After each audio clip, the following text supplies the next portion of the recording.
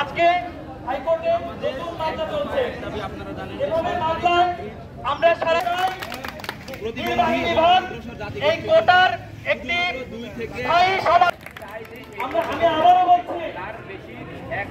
High court এই মামলায় কি রায় সম্পর্কে আমাদের বিপ্লবী ছাত্র সমাজের কোনো সম্পর্ক নাই।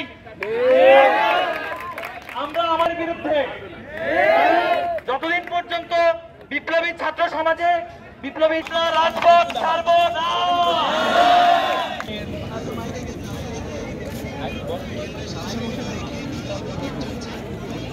বিপ্লবী ছাত্র সমাজ আছে এর থেকে ফেরত রক্তের বন্যায়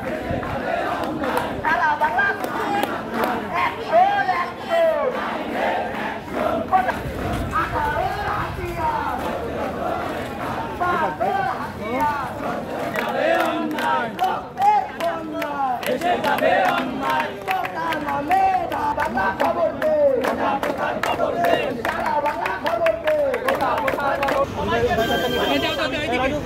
পানি এখানে ভাই খাই করা দিচ্ছে